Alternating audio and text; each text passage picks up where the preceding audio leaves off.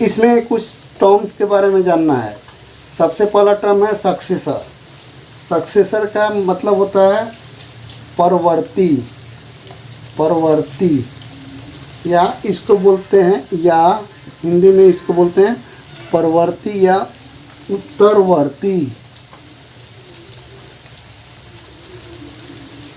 परवर्ती या उत्तरवर्ती। ठीक है। और दूसरा परवर्ती का मतलब क्या हुआ, किसी भी संख्या का परवर्ती निकालना हो तो उसमें एक जोड़ दो। जैसे अगर मैं पूछूं कि 115 का सक्सेसर बताइए, परवर्ती बताइए, ठीक है, आप क्या करोगे, इसमें एक जोड़ दो, क्या हो जाएगा 116, 116। ठीक है। दूसरा टर्म आएगा प्रीडिसेसर। दूसरा टर्म आएगा प्रीडिसेसर। ठीक है। इसको हिंदी में बोलते हैं पूर्ववर्ती, पूर्ववर्ती। ठीक है। या अनुवर्ती, अनुवर्ती। पूर्ववर्ती क्वेश्चन में दिया हो या अनुवर्ती दिया हो, आप समझ जाओगे कि प्रीडिसेसर निकालना है, पहले वाला। तो जैसे 115 का निकालने को बोले, 115 का प्रीडिसेसर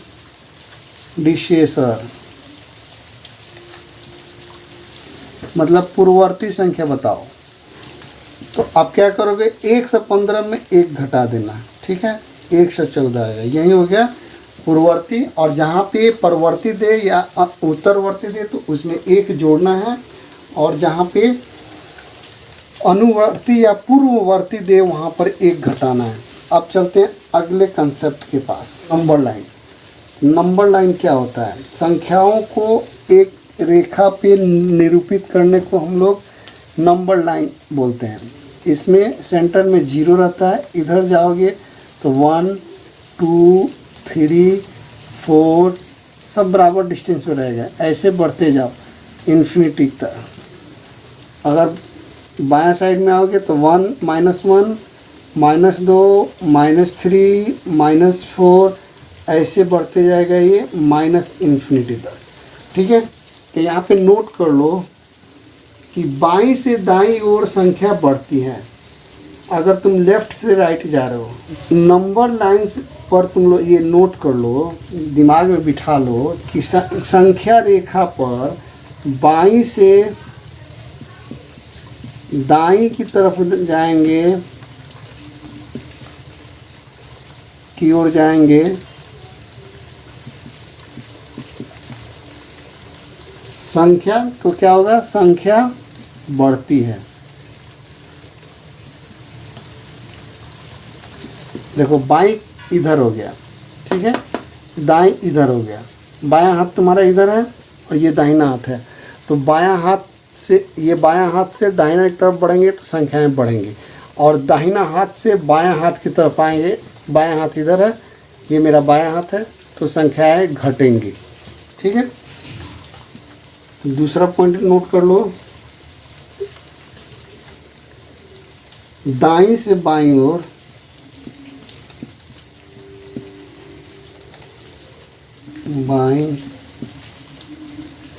दाईं से बाईं ओर की ओर आने पर संख्याएं घटती हैं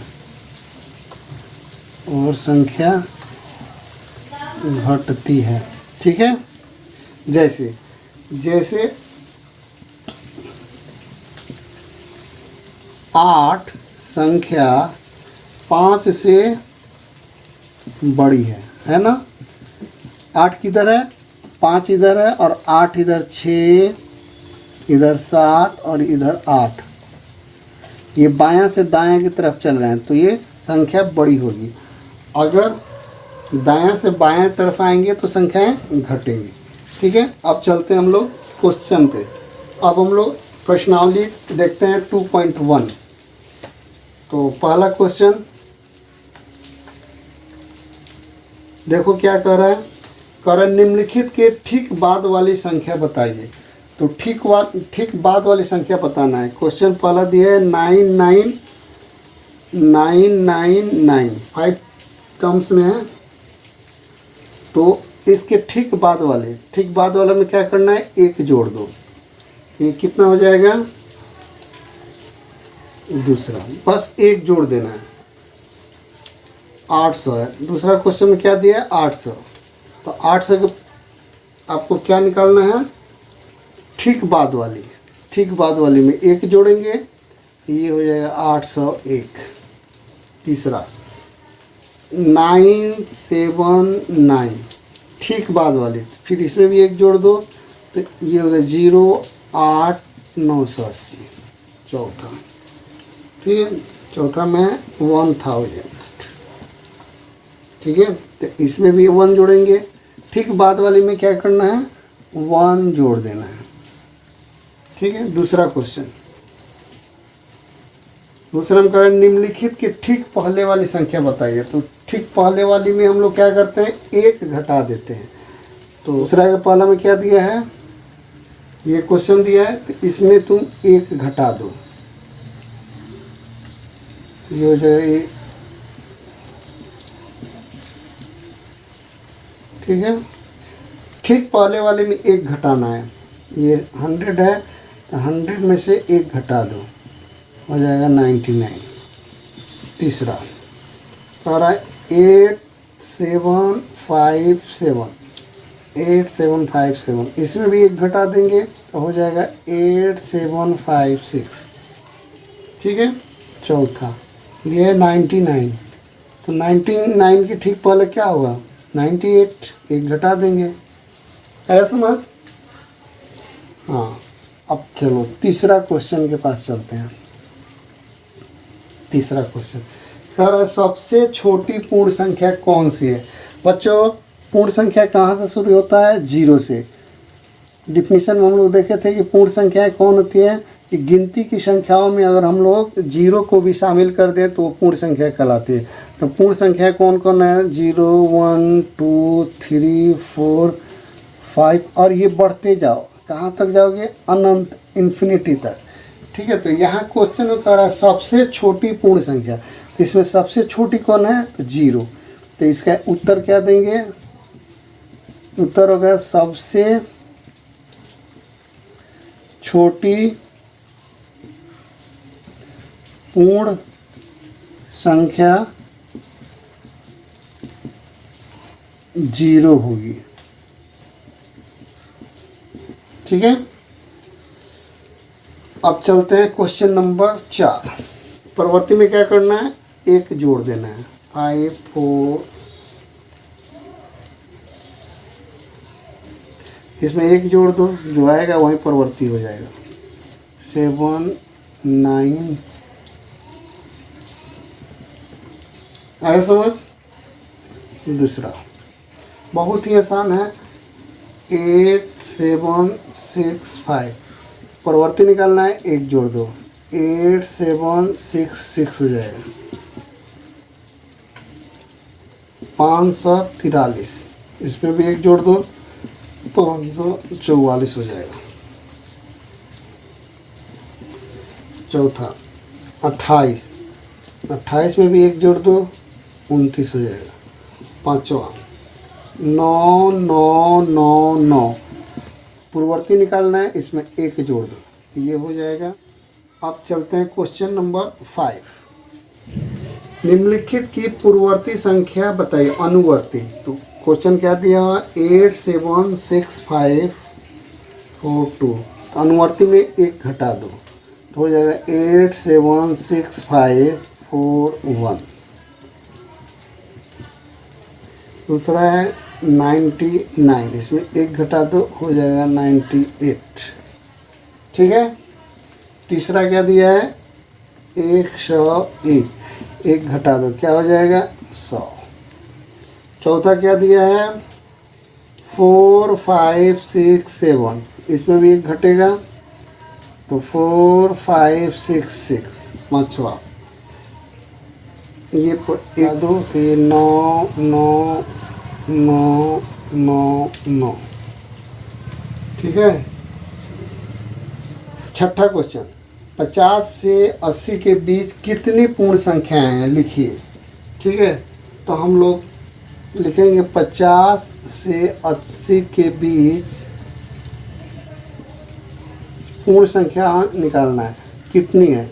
तो हम क्या करेंगे, 80 माइनस 50 और फिर जो आएगा उसमें 1 घटा दो, ये हो जाएगा 29। ठीक है, तो 50 और 80 के बीच कितनी पूर्ण संख्या होंगी, 29।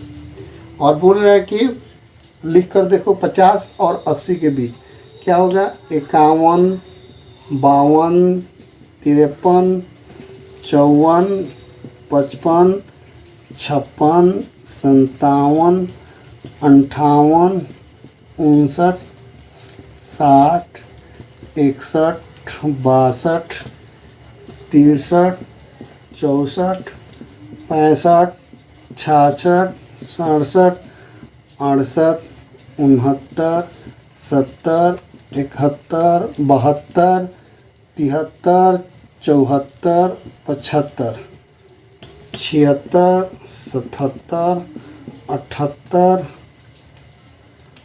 79। चूँकि 50 और 80 के बीच है तो 50 और 80 को नहीं लिखेंगे। ये जब गिनोगे तो टोटल ये कितना है, 29।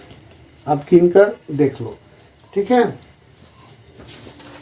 अब चलते हैं क्वेश्चन नंबर 7। क्वेश्चन नंबर 7 देखो, संख्या रेखा के आधार पर बताइए कि निम्नलिखित युग्म संख्या में कौन सी संख्या बड़ी है। तो देखो संख्या, पहले संख्या रेखा खींच लो, उसके आधार पर बताना है। तो सेंटर में 0 रहता है, फिर इधर 1 2 3 ऐसे शुरू होता है, इधर -1 -2 -3। तो हमें सारे संख्याओं को नहीं दिखाना है।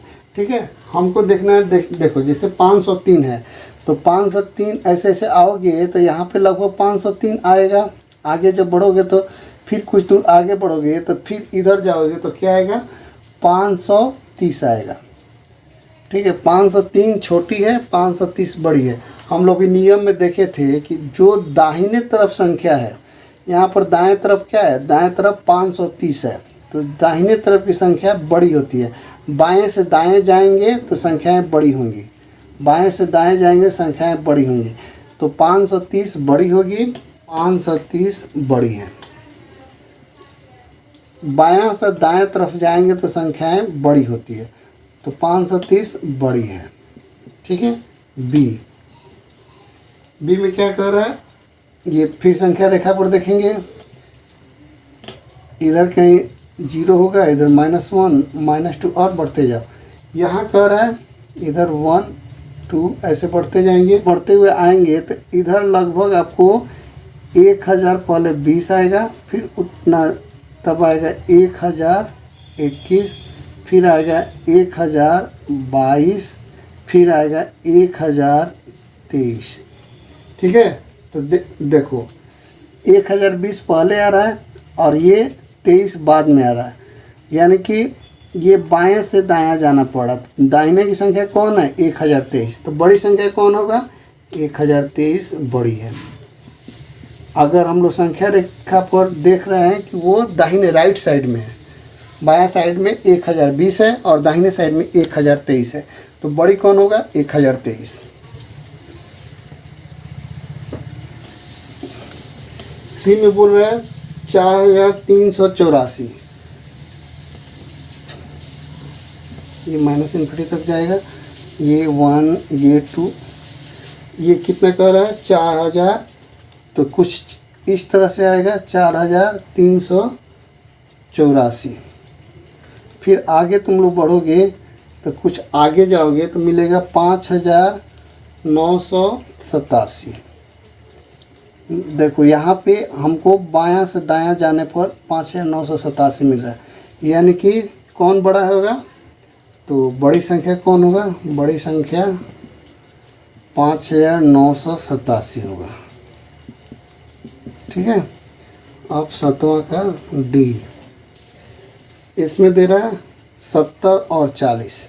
तो संख्या रेखा दिखाओ, ये -∞ हो गया, ये 0 हो गया और ये इन्फिनिटी हो गया। इधर -1 -2 ऐसे बढ़ता है, 2 3 ऐसे बढ़ते जाओगे तो इधर 40 आएगा, फिर बढ़ोगे तो इधर 70 आएगा। ठीक है, तो यहाँ पे दाहिना कौन है, 70 है, तो बड़ी संख्या कौन होगा, बड़ी संख्या 70।